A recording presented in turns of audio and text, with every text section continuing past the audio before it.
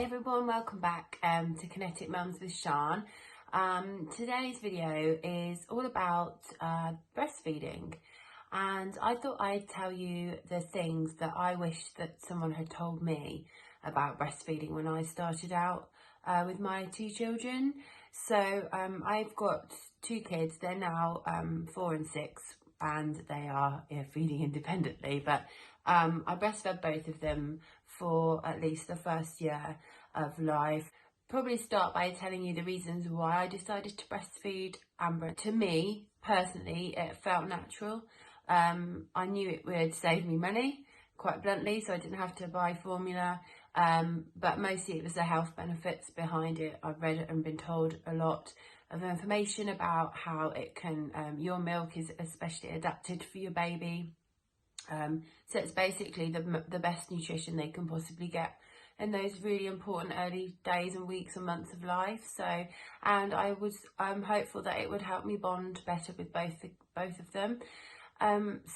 But there is literally nothing that can prepare you to breastfeed, I don't think. I read lots of information, I spoke to my midwife, I spoke to my mum, but nothing at all can prepare you for how it really feels and the challenges that you'll come up against. So these are the things that I wish I'd known about breastfeeding when I started. You'll be doing it a lot, okay? It takes up a lot of time, so be prepared to be with your baby all the time, especially in the first few weeks. I had a sling with Sam, my second, because I needed my hands free to look after my daughter Amber, who wasn't quite 2. So and also have a comfy seat on your sofa. Make sure whatever you need is always within arm's reach if you're on your own at home, because you won't be able to get up to fetch it, especially at the start when it all feels a bit awkward and weird. So yeah, prepared to be doing it a lot at all times of the night and day. It's no baby feeds on a clock.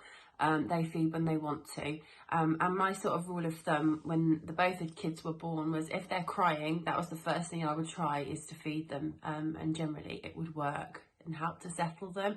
If they wouldn't sleep, I would feed them. If they were cranky, I'd feed them, and it always, or if they weren't feeling well as well, I'd feed them, and give them breast milk is just the most amazing thing really, and it helps with a lot of stuff. But it will take up a lot of your time, and time your feed you can't. So if you're thinking, oh, I'll just give them a 5-minute feed before we go out, be prepared to probably have to sit there for half an hour, because babies seem to have this like ingrown clock that tells them when you're most in a rush, and that's when they'll want you to feed them.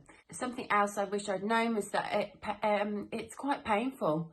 Okay, so breastfeeding hurts, but it does get easier, I promise you. You toughen up and the pain goes away, whether it's because you get used to it or it's generally, I think, that you find that you get good at feeding. It takes practice. But to help out with the pain in the early days, I would recommend having some kind of nipple cream.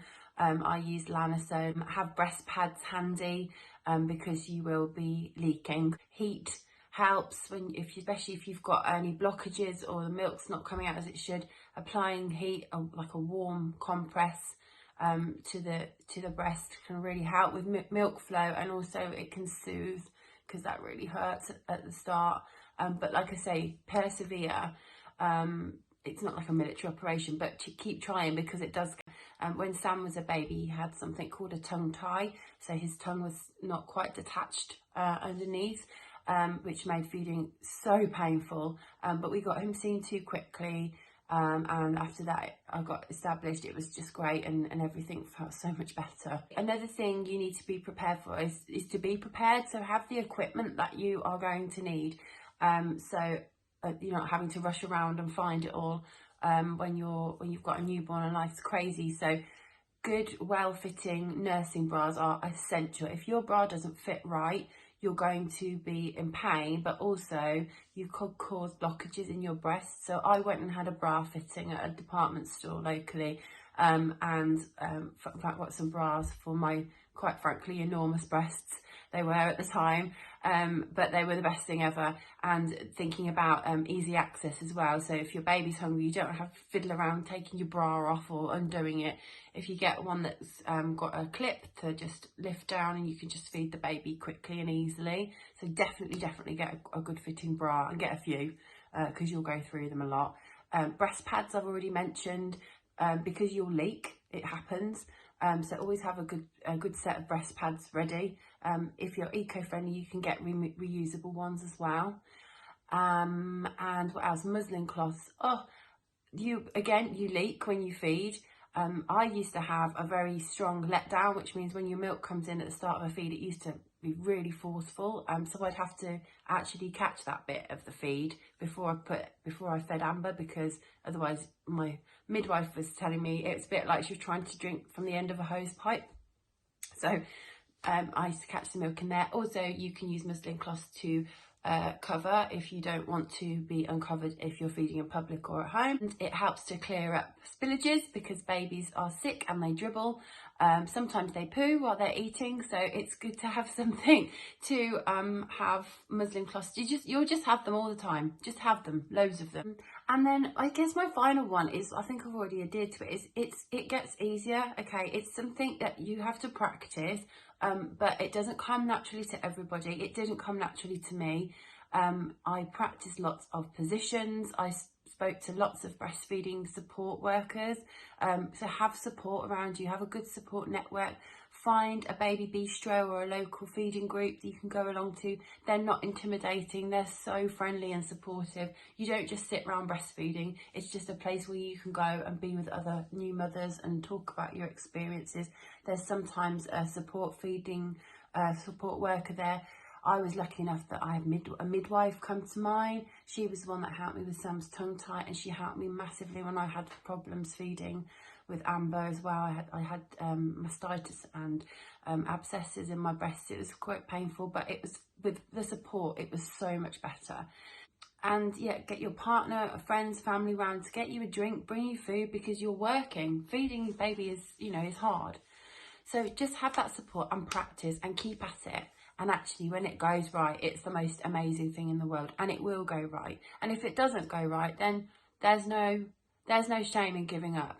There's no problem with feeding your baby as long as they are fed. However you feed them, it's your choice, isn't it, really? But don't ever feel that you're failing if you decide to give up. But if you carry on, it's brilliant. So if you've got any questions about breastfeeding, I'm no expert, but I have breastfed both my babies, and I've been through some interesting experiences, so I'm always happy to answer questions if I can. So pop them on the comments at the bottom of the video and I will answer all of them. I'll post in the comments some helpful links to breastfeeding sites that I used as well. So good luck and enjoy, and please subscribe to Kinetik Mums using the link below, and tell your friends. We really want to get our message out there about championing family health. See you soon. I was Sian, and thanks for watching Kinetik Mums.